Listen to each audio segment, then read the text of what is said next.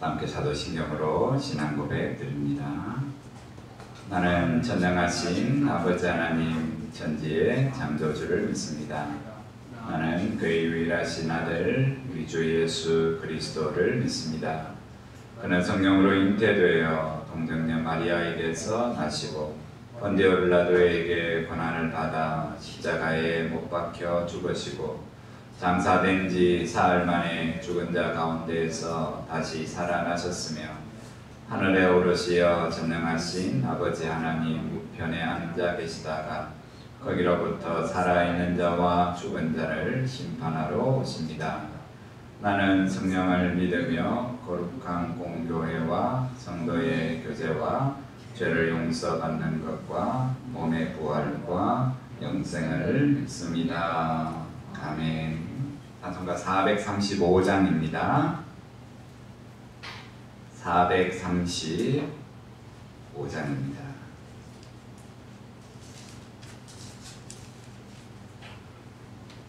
나의 영원하신 기여 생명보다 귀하다. 나의 갈 길 다가도록 나와 동행하소서. 주께로 가까이 주께로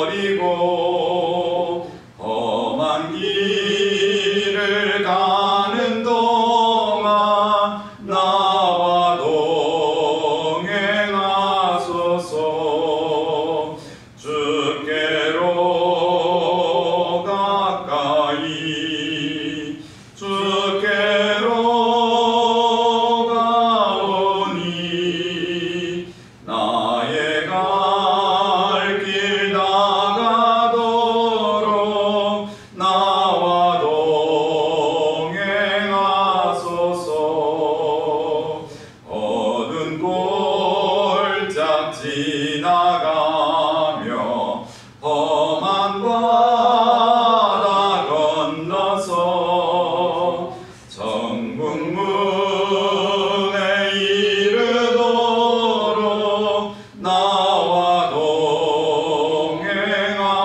동행하소서. 주께로 가까이 주께로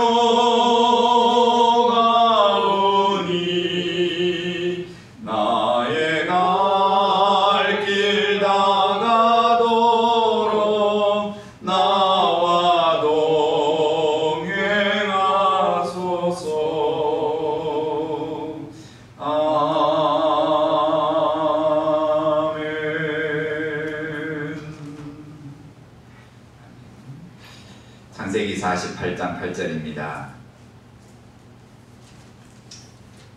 22절까지 48장 8절에서 끝까지 말씀 봅니다. 이스라엘이 요셉의 아들들을 보고 이르되 이들은 누구냐? 요셉이 그의 아버지에게 아뢰되 이는 하나님이 여기서 내게 주신 아들들이니이다. 아버지가 이르되 그들을 데리고 내 앞으로 나오라. 내가 그들에게 축복하리라. 이스라엘이 눈이 나이로 말미암아 어두워서 보지 못하더라. 요셉이 두 아들을 이끌어 아버지 앞으로 나아가니 이스라엘이 그들에게 입맞추고 그들을 안고 요셉에게 이르되 내가 내 얼굴을 보리라고는 생각하지 못하였더니 하나님이 내게 내 자손까지도 보게 하셨도다. 요셉이 아버지의 무릎 사이에서 두 아들을 물러나게 하고 땅에 엎드려 절하고 오른손으로는 에브라임을 이스라엘의 왼손을 향하게 하고 왼손으로는 므낫세를 이스라엘의 오른손을 향하게 하여 이끌어 그에게 가까이 나아가매 이스라엘이 오른손을 펴서 차남 에브라임의 머리에 얹고 왼손을 펴서 므낫세의 머리에 얹으니 므낫세는 장자라도 팔을 엇바꾸어 얹었더라. 그가 요셉을 위하여 축복하여 이르되 내 조부 아브라함과 아버지 이삭이 섬기던 하나님, 나의 출생으로부터 지금까지 나를 기르신 하나님, 나를 모든 환난에서 건지신 여호와의 사자께서 이 아이들에게 복을 주시오며 이들로 내 이름과 내 조상 아브라함과 이삭의 이름으로 칭하게 하시오며 이들이 세상에서 번식되게 하시기를 원하나이다. 요셉이 그 아버지가 오른손을 에브라임의 머리에 얹은 것을 보고 기뻐하지 아니하여 아버지의 손을 들어 에브라임의 머리에서 므낫세의 머리로 옮기고자 하여 그의 아버지에게 이르되 아버지여 그리 마옵소서 이는 장자이니 오른손을 그의 머리에 얹으소서 하였으나 그의 아버지가 허락하지 아니하며 이르되 나도 안다 내 아들아 나도 안다. 그도 한 족속이 되며 그도 크게 되려니와 그의 아우와 그보다 큰 자가 되고 그의 자손이 여러 민족을 이루리라 하고 그날에 그들에게 축복하여 이르되 이스라엘이 너로 말미암아 축복하기를 하나님이 내게 에브라임 같고 므낫세 같게 하시리라 하며 에브라임을 므낫세보다 앞세웠더라. 이스라엘이 요셉에게 또 이르되 나는 죽으나 하나님이 너희와 함께 계시사 너희를 인도하여 너희 조상의 땅으로 돌아가게 하시려니와 같이 봅니다. 내가 내게 내 형제보다 세겜 땅을 더 주었나니 이는 내가 내 칼과 발로 아모리 족속의 손에서 빼앗은 것이니라. 아멘.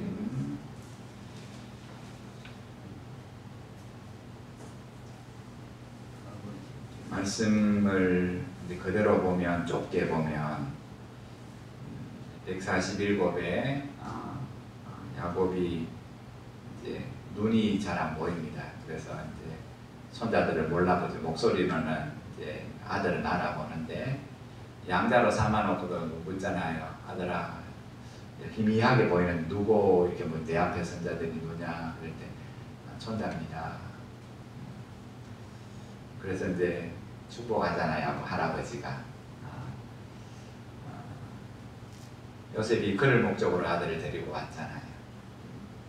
그래서 이제 자연스럽게 오른손은 장남의 머리에 가도록 아버지가 눈이 안 보이니까 요셉이 도와줍니다. 그래서 아버지 오른손 머리 밑으로는 이제 므낫세를 데리고 가고 그 왼손 밑으로는 에브라임을 데리고 가고 아버지 손을 이렇게 잡아갖고 이제 장남의 머리에 오른손을 얹고 왼손을 얹고 이렇게 하려 하는데 아버지 손이 오른손 장자를 축복한 오른손이 차남에게 가고 차남에게 얹으려고 요셉이 이끌었던 그 손이 장남에게 가고 바꿔졌습니다. 오늘 말씀에 보면 요셉이 기뻐하지 아니하여 다르게 변하면 싫어하여 요셉이 마음에 안 들었습니다. 아버지 그러잖아요. 아버지 틀렸다. 내가 안 도와주냐고 아버지 눈 안 보이니까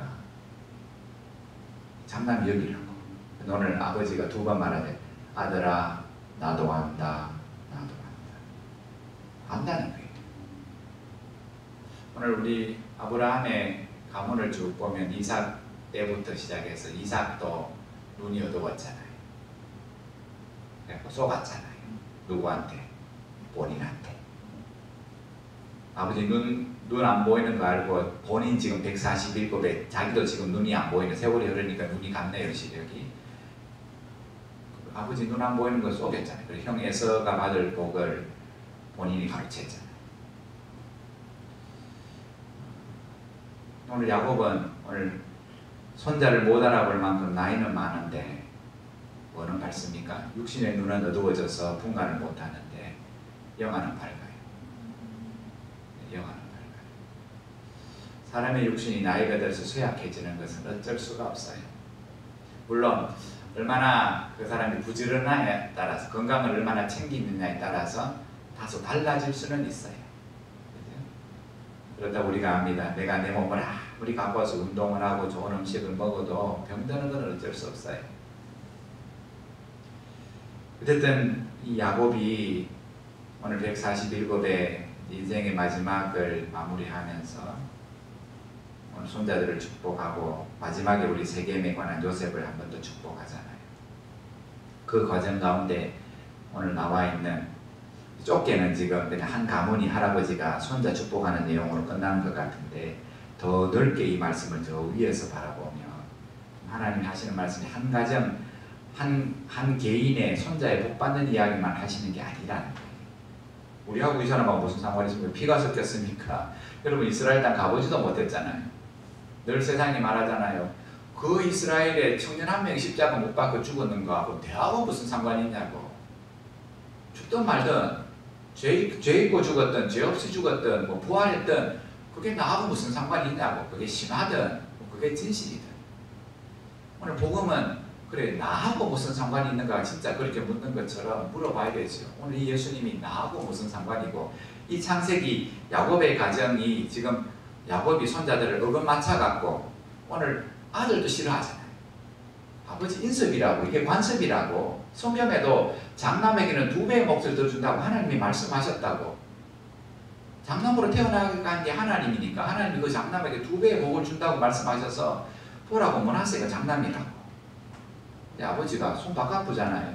아버지가 뭐 딴 마음 있었습니까? 둘째 차남이 에브라임이 형 몰래 와갖고 할아버지한테 뭐 재롱을 좀 떨었습니까? 아니잖아요. 할아버지도 못하잖아요 지금. 그런데도 그렇게 하는 것은 이 안에 뭐가 들어있습니까? 하나님의 뜻이 있음을 알게 야곱이 거기 순종해요. 야곱도 알아요. 자기가 경험했잖아요. 그죠? 자기가 경험했잖아요. 장남으로 나게 하시고 차남으로 나게 하시는 것은 사람이 결정하는 게 아니라 하나님이 결정해요. 그거 못 바꿔요. 그래서 인석으로 오늘 이 당시에는 오늘 하나님을 믿는 아브라함의 가문이나 안 믿는 세상도 장남을 우선시해요. 물론 고대는 또 뭡니까? 딸보다는 아들을 우선시하고요. 그런데도 오늘 야곱이 그 인섭이 있고 관습이 있고 사람의 기호가 있잖아요. 요셉은 지금 누구 더 좋아한다기보다 오늘 므낫세가 당연히 장남이기에 그 복을 받아야 한다고 생각해요. 2배나 더.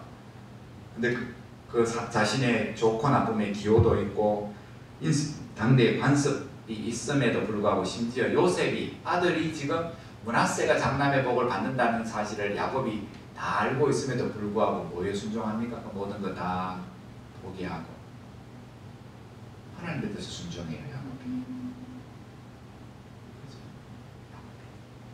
이런 일이 있어서 차남을 장남의 복을 주고 장남에게 차남의 복을 주면 자기가 죽고 나서 무슨 일이 벌어질지 걱정할 수도 있어요. 오늘 결국 그런 일이 일어났잖아요. 아버지 속이고 자기가 장남의 복을 받았더니 금방 장남의 복을 받았으니까 집을 나가게 되었고 오늘 고백하잖아요. 하나님 대해서 3가지를 고백합니다. 아버지 조부 아브라함과 아버지 이삭이 섬기던 하나님. 과거를 아니 지금도 내가 섬긴다. 섬기던 하나님. 2번째는 나의 출생으로부터 지금까지 147년 그죠? 내가 날 때부터 지금까지 나를 기르신 하나님. 3번째는 나를 모든 환난 가운데서 건져내신 하나님. 내가 섬기는 하나님. 그보다 더 우선된 것은 내가 날 때부터 바울의 표현을 치자면 엄마 뱃속에 생겨나기 전부터 태어나서부터 나를 지키시고 보호하시는 게 아니라 기억하시는 게 아니라 내가 어미 뱃속에 있기 전부터 그 모든 것을 조성하시고 계획하신 그 하나님. 그 하나님이 나를 기르시고 그리고 살아가면서 오늘 우리가 쭉 살펴보면 진짜 참 많은 일을 겪었죠. 147년 험악한 나그네 인생 되돌아보면 형의 위협, 생명의 위협이 있었고 외삼촌 라반의 속임수가 있었고 세겜에서 딸 디나 때문에 큰 어려움을 겪게 되었고 그리고 여러 가지를 지나고 나서 흉년의 위험을 맞이하는 이 모든 환난 가운데서 때를 따라 건져내신 하나님. 야곱도 오늘 그 인생을 147년 살았으면 요셉은 그만큼 못 살지만 요셉아 인생은 똑같다. 너도 똑같을 거다. 그 하나님은 너에게 똑같다. 그 하나님을 너는 섬겨야 돼요. 그 하나님이 우리가 먼저 그 하나님을 섬기기 전에 하나님이 너를 지금까지 이루셨고 네가 경험했던 것처럼 많은 환난 가운데서 하나님 너를 건져내셨다. 네 자식들도 하나님이 똑같이 그럴 거다. 그러므로 오늘 우리의 사명은 그 하나님을 너희가 잘 섬겨야 된다. 경외해야 된다. 지금 세상에서 이제 공정을 이야기하잖아요. 청년의 날이었잖아요. 지난주 1회 청년의 날. 대통령이 공정을 뭐 37번 이야기했답니다. 37번 청년들에게 여러 가지 민심을 달래는 거죠. 청년들이 지금 불공정하다 해서 청년들의 지지층이 떨어지니까 대통령이 그렇게 공정하게 하겠다. 그래야 되죠. 공정한 사회가 되어야 되죠. 거기에 반하는 단어들이 있잖아요. 금수저, 은수저 라고 봤더니 재벌의 집에 태어나고 은수저 거기에 이제 같이 세상의 사회생활을 할 때 출발점이 다르다는 거죠. 아버지 덕을 보고 엄마 덕을 보고 여기는 그렇게 백도 없고 이제 불공정하다. 그런 것들을 잘 또 정치가 공정하게 하도록 바라야 되겠죠. 그런 일들이 특혜가 없도록. 그러나 세상 사는 일들은 그런 일들을 정치인들이 또 이렇게 바르게 잘 공정한 사회를 정의로운 사회 하나님 원하시는 거니까 그렇게 하도록 애를 써야 되지만은 우리가 원하는 만큼 완전한 공정한 사회는 하나님 나라가 그런 거지. 이 땅은 그런 게 없잖아요. 제가 이제 저녁에 시사 프로를 봤더니 KBS에서 미국과 중국의 지금 갈등 이야기를 하고 중간에 끼어있는 우리나라 이야기를 하더라고요. KBS는 공영방송이면 조금 정부 쪽이잖아요. 그런데 제가 어느 대학 교수님이신지 잘 모르지만은 여러 이제 탤런트들 아나운서들 쭉 한 6명 이런 앉혀놓고 이제 지금 미국과 중국의 갈등 이야기를 이제 배경부터 쭉 상황을 쭉 설명하는데 조금은 이제 중국을 조금 이렇게 좀 나쁘게 보더라고요. 지금 사실은 지금 정부가 중국의 친화적인데, 그죠? 그리고 이게 공영방송에서 저 교수님이 조금은 보수적인 이야기를 하는구나. 예를 들면 지금 중국이 미국을 20세기에 와서 확 따라잡았던 이유는 도둑질했기 때문이죠. 맞죠? 산업 스파이, 좋게 말하면 천인계획. 외국에서 각 1000명을 데리고 와서 돈을 주면서 그들이 가고 있는 지식을 사서 이제 산업에 빨리 기술을 익히려면 오랜 세월이 걸리니까 이미 기술 가진 사람에게 수십억 수백억을 줘서 데리고 가갖고 그래서 그 기술들을 다 빼서 그래서 지금 미국을 따라잡았다는 거 맞는 말입니다. 도둑질해서 그렇게 된 게 그게 세상이에요.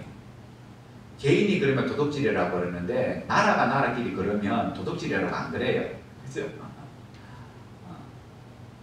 얼마 전에 카이스트에 자율주행하시는 그 교수님도 몇 억 받고 기술을 팔았다가 이제 구속대가 조사를 하고 있잖아요. 돈 갖고 기술을 사서 따라잡았다. 어쨌건 이제 미국도 중국을 무시 못하는 나라가 되는데 문제는 그 중간에 한국이 끼었다. 경제적으로는 중국이라는 시장이 있어야 된다. 근데 안보적으로는 미국이 있어야 된다. 그러면 이제 지금 양 나라가 서로 강하게 대립하면서 이제 러브콜을 보내고 있다. 우리 편에 붙어라 라고 러브콜을 보내고 있다. 어디에 써야 되겠나 교수님이 묻더라고요. 그랬더니 한 분이 탤런트가 중립을 지켜야 됩니다. 그랬더니 그 교수님이 그거는 망상입니다. 중립을 지키면 좋은데 이쪽에서는 경제적 이익을 보고 여기서는 안보의 이익을 보면 중립을 지키면 얼마나 좋은데 그거는 망상, 꿈일 뿐입니다. 그게 가능한가? 망상이라고 하더라고요. 그러면서 교수님이 본인이 답을 이야기하더라고요. 본인 답을 뭔가 딴 게 답이 있구나 했더니 그분 교수님 답이 뭐냐면 미국을 따르는 것도 아니고 중국을 따르는 것도 아니고 한국의 길을 가야 됩니다. 이러더라고요. 제가 듣기로는 그 말이 그 말이네. 그 말이 망상이네. 미국을 택하지도 않아야 되고 중국을 택하지도 않아야 되고 한국을 택해야 됩니다. 그 꿈 같은 이야기네. 그게 중립이라는 말하고 뭐가 차이가 있는가? 그 말은 그만큼 어렵다는 겁니다. 그 교수님이 정치 전문가인데도 그냥 꿈 같은 이야기만 할 수밖에 없는 거예요. 현실의 문제를 택하라고 지금 두 나라 대사가 와서 압박을 가하는데 우리는 한국을 택하겠습니다. 그럼 네 혼자 산다는 말입니까? 아니잖아요. 역시 답은 없어요. 답은 없죠. 쉽지 않아요. 세상의 일들은. 뭐를 선택할 건가? 안보를 택할 건가? 경제를 택할 건가? 이거 하나는 취하고 하나는 버릴 수 없는 참 난감한 문제예요. 오늘 장남을 택할 건가? 차남을 택할 건가? 뭔가 하나는 취하거나 버려야 하잖아요. 근데 오늘 하나님의 역사는 오늘 이익되는 것은 취하고 이익 없는 것은 버리시는 인생이 아니잖아요. 오늘 하나님이 형 에서를 안 택하시고 어쩌면 야곱을 택하셨잖아요. 이익이 더 하나님에게 더 이익이 되기 때문에 야곱을 택하셨습니까? 더 덕보자고 야곱을 택하셨습니까? 아니잖아요. 지금 할아버지 야곱이 므낫세의 장남인데 차남의 복을 주고 둘째 에브라임에게 장남의 복을 주잖아요. 인간적인 생각이 들어있습니까? 아니잖아요. 지금 알아보지도 못하는데. 그럼에도 하나님의 마음, 아무것도 아닌 사람이 보기에 가치가 없어 버려도 괜찮을 만한 그 야곱을 하나님은 뭡니까? 포기하지 아니하시고 변화될 때까지 뭐 하십니까? 기다려주시고 세상은 진리를 따라 뭐를 택해야 될지 고민하고 결국 그거를 진리를 택할 거 아닙니까? 진리를 택할 거예요. 안보가 더 크게 생각하면 안보를 택할 거고 경제가 더 중요하다고 생각하면 또 경제를 택할 거고 그럴 수밖에 없어요. 잘못된 선택이면 망하는 거고 잘한 선택이면 흥하는 거고.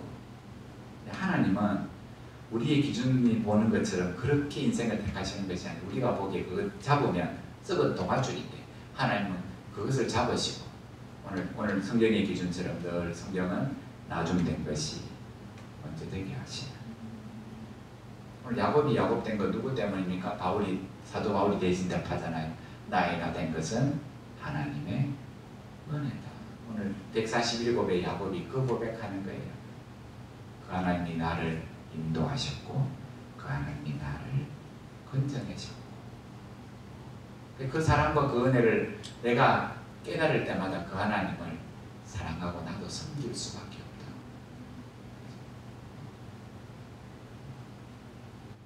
사랑하는 성도 여러분, 오늘 엇갈린 축복의 이야기를 또 봅니다. 아브라함에 가면 이 엇갈린 복이 참 많죠. 그 속에 우리가 보기에 세상의 가치관과 다른 어떤 선택을 하나님이 하시는 것 같은데 그 속에 우리의 생각보다 더 깊은 하나님의 구원의 뜻들이 그 속에 있습니다. 우리 마지막 내가 형제들보다 네한테 한 복을 더 준다 하면 세겜 땅을 이야기하잖아요. 지금 당장 주는 게 아니고 나중에 줄 거라는 거예요. 네 얻게 될 거다. 언제? 최소한 400년 후에. 광야길까지 다 합치면 한 450년 후에. 반세기 후에 준답니다. 1000년의 반. 약 한 500년 후에 준답니다. 요셉은 그 약속을 믿어요. 그래서 야곱이 뼈를 나중에 가나안 땅에 묻어라 해서 지금 장례를 나중에 글로 옮겨가잖아요. 요셉도 마찬가지잖아요. 당장은 아니지만 언젠가 이 땅을 떠날 날이 있을 거다. 그때 내 뼈를 가지고 가서 거기 조상들에게 붙인 곳에 묻어라. 그 유언으로 남기잖아요. 몇 년 후에 나갑니까? 400년 후에 나가요. 제가 몇 자리 가봤지만 400년 후 되면 한국 면허 400년 되면 없어요. 큰 가문에 대가문에 뭐 계속 후손들이 있어서 가꾸지 않는 가문 외에는 400년 되는 조상의 묘를 가꾸는 데는 추석에 성묘하는 데 없을걸요? 큰 가문 아니면 뼈대 있는 가문 아니면. 근데 오늘 요셉은 지금 아버지가 자기에게 약속하는 세겜 땅. 세겜 땅 역사는 아침에 다 살 필요는 없지만 창세기 21장에 보면 야곱이 하나님 앞에 제단을 쌓기 위해서 그 가나안 세겜 사람들에게 한 평의 땅을 좁은 땅을 돈 주고 사서 자기 땅으로 소유했고요. 나중에 그 디나 사건 때문에 세겜성을 몰락시키면서 그 땅을 잠시 점령하기도 합니다.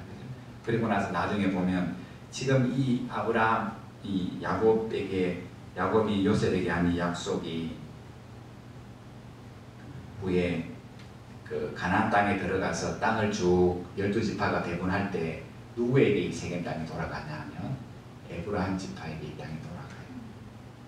결국 그 긴 세월이 지난 이후에 지금 아버지가 자식에게 하는 약 500년 전에 했던 그 약속이 그 에브라임 후손에게 그 땅이 하나님의 기업으로 주어지게 되는 것을 큰 멀리에서 바라보면 하나님이 그 약속을 이루어 가시는 거예요.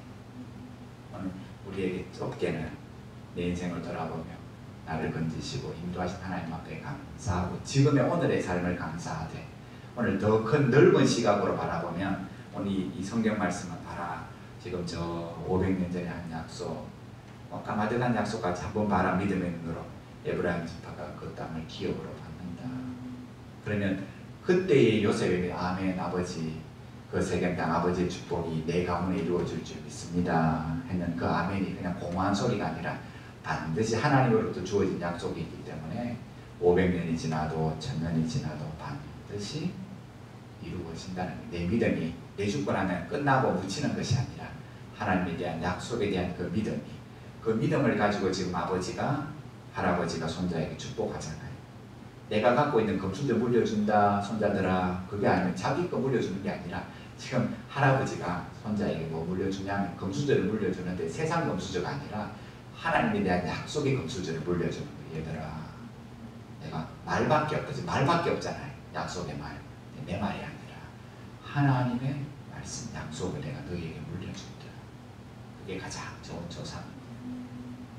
우리는 재벌도 못되고 빌딩도 못 물려주고 넓은 정답도 못 물려주는 그냥 평범한 사람이지만 오늘 우리는 야곱이 지금 손자들에게 물려주는 하나님의 약속의 말씀이 있음을 우리가 기억하고 오늘 내 혈육의 손자들에게 이 복을 물려줄 뿐만 아니라 교회 우리가 귀여워하는 우리 어린 생명들 그 생명들에게도 오늘 하나님의 약속의 말씀 손을 어긋맞대며 기도하는 할아버지 야곱의 모습처럼 믿음의 후손들을 늘 축복하며 그 약속이 그들의 삶 속에서 그 후대 속에서 이루어질 것을 믿는 믿음을 바라보며 소망 가운데 살아가시는 저와 여러분 되기를 주의 이름으로 축복합니다. 이렇게 기도하겠습니다. 지금 세상의 물질은 축복으로 못 물려주고 있지만 믿음과 약속에 근거한 소망을 지금 할아버지 야곱이 에브라임과 므낫세 아들 요셉에게 물려주고 있습니다. 하나님 오늘도 우리가 이 소망 가운데 살게 하십시오.